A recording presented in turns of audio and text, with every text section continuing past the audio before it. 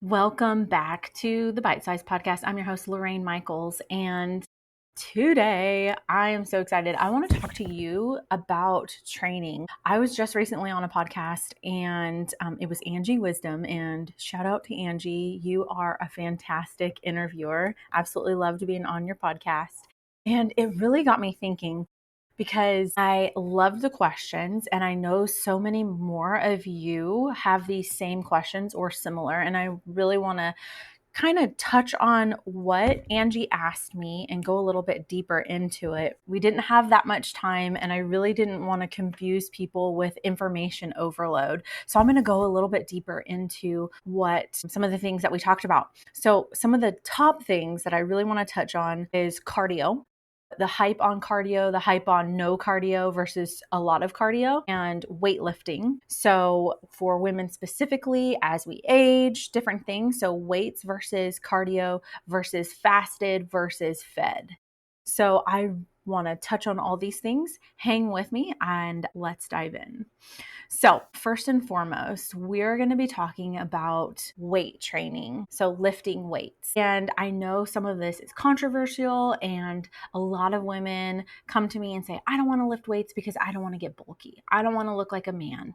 I don't want to gain weight because muscle weighs more than fat. And so let's start with the first thing, muscle and fat. Weight is weight.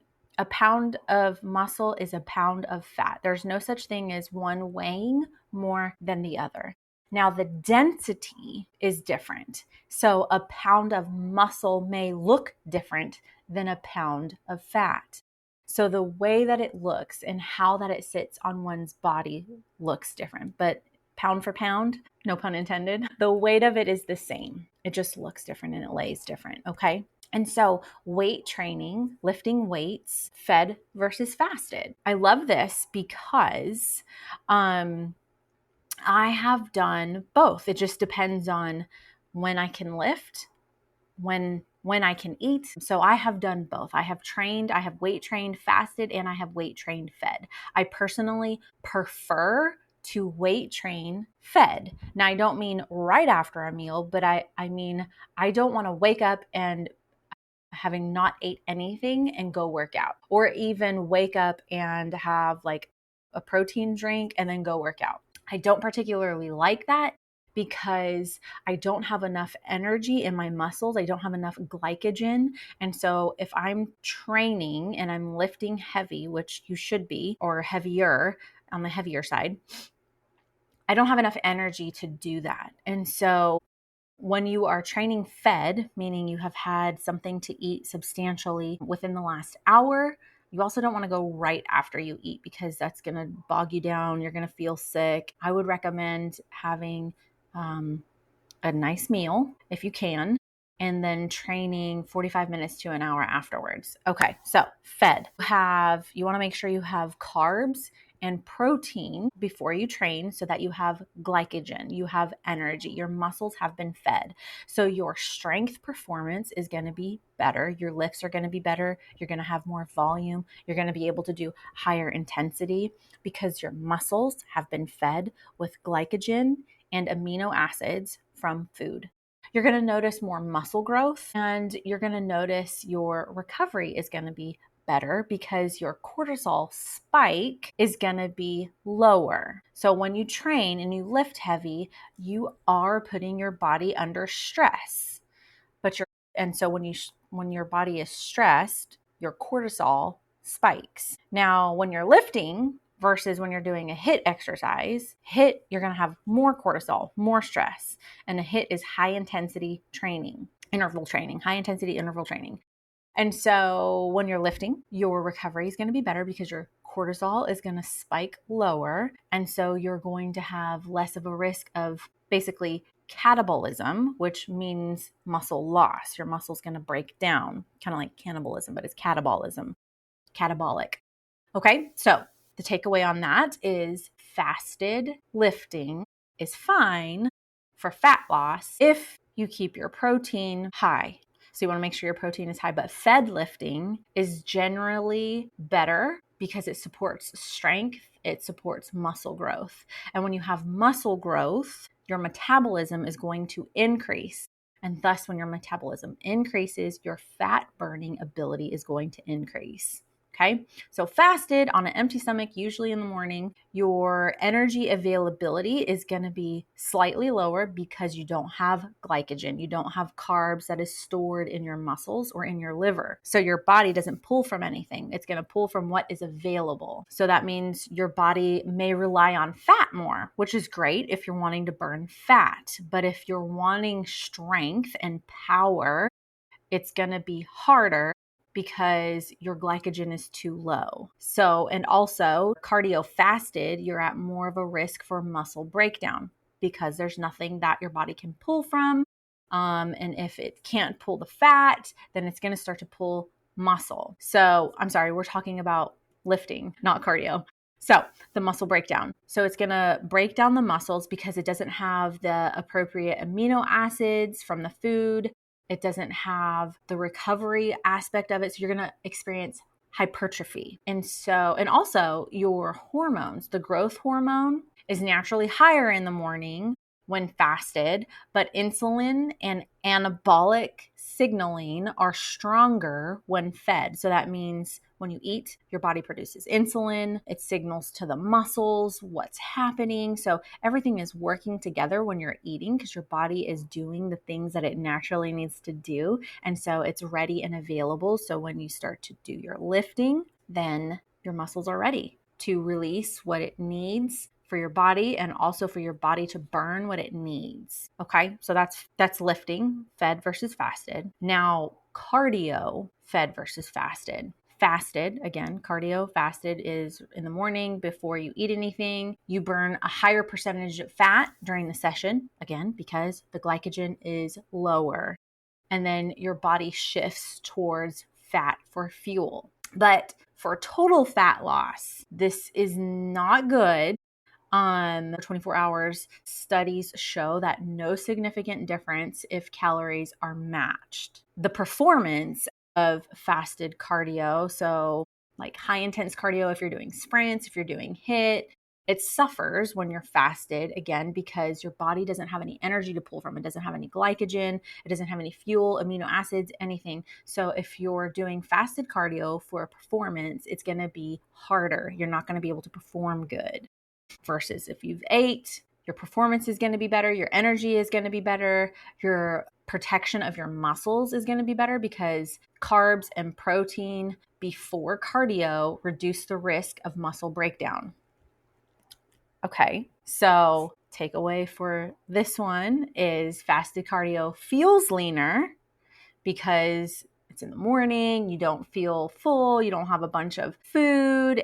You're sweating, like it feels great, and it may help with some appetite control. But fed cardio lets you push harder, especially during HIIT. You're able to have that energy. You're able for endurance and strength. So it just depends on what your goal is and what you're trying to do. If we're trying to build muscle or burn fat, if we're trying to maintain, it depends on your goal and what you're trying to do. So what's best for you? Either can work. Fasted cardio may give a slight bump in fat burning during the sessions, but total fat loss over weeks depends on your diet and consistency and also lifting heavy. For performance, for athletes, fed cardio and fed lifting is better for the reasons that I explained. Your muscles need to be fed in order to grow, in order for peak performance. Same thing for muscle strength and gaining muscle. Fed wins because you need to feed your body. You need to increase your protein. You need to be lifting heavy because when you're building muscle, it's going to eventually burn fat. But if you're building muscle, your metabolism is going to be increasing. And when your metabolism is increasing, you're going to burn fat easily. Okay, so those were the couple of things I wanted to break down. Another thing that I wanted to touch on, because sometimes we see people that are like skinny fat or cardio bunnies, and I'm not shaming anyone by all means. This is just what it's known for, what maybe someone has called it. The skinny fat is the people that do a lot of cardio or a lot of high intense workouts, and there's not really any muscle definition. Maybe it's skin and bone. So I don't mean that in any kind of derogatory way, but there's no body composition. So the reason why is because that's muscle breakdown, and that can be caused from long durations of cardio, especially fasted cardio or under-fueled cardio, because it raises cortisol, and you're not able to build muscle when you have high cortisol. You're equally not able to burn fat when you have high cortisol. But long durations of cardio is going to result in muscle breakdown. Cortisol plus the low glycogen, it equals your body pulls amino acids from your muscles, which equals muscle loss. So I talked about this before. When you're fasted, your body doesn't have the glycogen to pull from, so it's going to pull your muscle. It's going to burn your muscle, essentially. No fat if you've already burned through fat, right? What else? So the cardio deficit without resistance training. What that means, or what I mean by that, is you have a low intake calorie-wise. Your caloric intake is on the low end, and you're not doing resistance training. You're not lifting weights. So cardio burns calories, yes, but it doesn't signal the body to keep muscle. And so without weight training or even adequate protein, your body burns fat and muscle. So that, again, is going to result in the skinnier composition without any tone, no tonality. It looks skinny and soft. Your hormones come into play also with this. So if you're not eating enough nutrient dense foods, your hormones are going to be out of whack. If you're stressed out, your body's going to hold on to that fat. So the bottom line is, yes, cardio can burn muscle more than fat if it's overdone, and especially if it's not paired with strength training and proper nutrition. That's why that term skinny fat, it looks common on people that do a lot of cardio without any lifting, okay? Now, the other question that kind of comes up is, does building muscle burn fat? So, not directly, but, and I've touched on this throughout this pod, is muscle doesn't magically melt your fat, but building muscle changes your metabolism and your body composition in ways that actually makes your fat loss easier. Muscle is metabolically active. So every pound of muscle burns approximately 6 to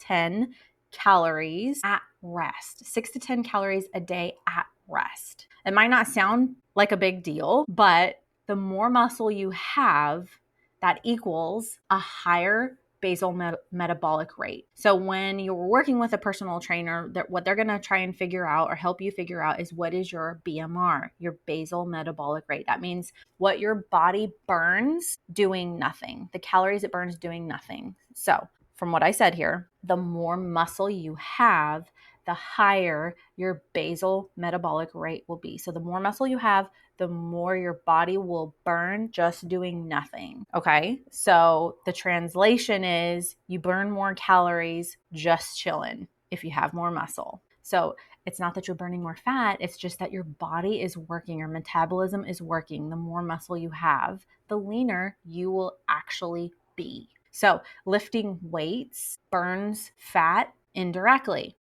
And I love this because this is what I educate my clients on, that lifting heavier is actually better for you. Strength training uses glycogen, which is the carbs that are in your muscles, and your body refills those stores using the calories that you eat. And I'm going to say good calories. You can put in any calorie you want, but for your body to optimally use and burn the fuel you are putting in it, you are going to want to put in nutrient-dense foods so that your body can optimally use it where it needs to go. Think about the best way I can explain it is, if you put crap in and you've got, and if you're watching this, I'm holding up my hand as if all my 5 fingers are up, right? Okay. So you put crap in and there's 5 points on the crap, and your body can use only 1 point of the crap. And you've got 4 points that your body can't use because it's crap.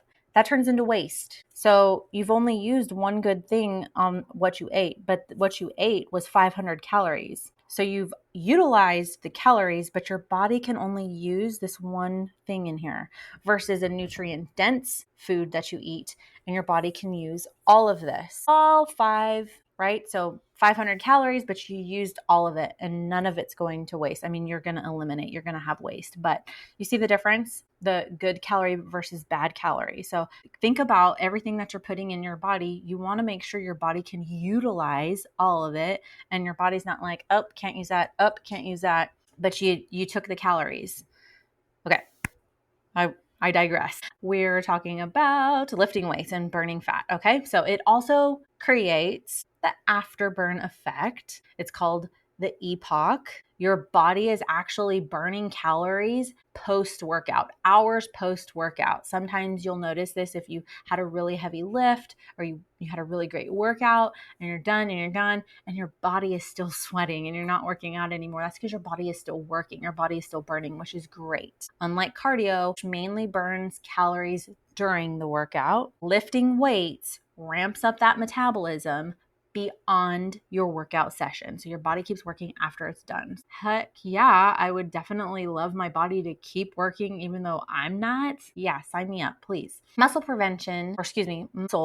preserves leanness during fat loss. So when you're dieting without strength training, up to 25 to 30% of weight loss can be muscle. So muscle preserves leanness. So with lifting plus protein, almost all the weight lost is fat because your body's going to burn the fat, lose the fat.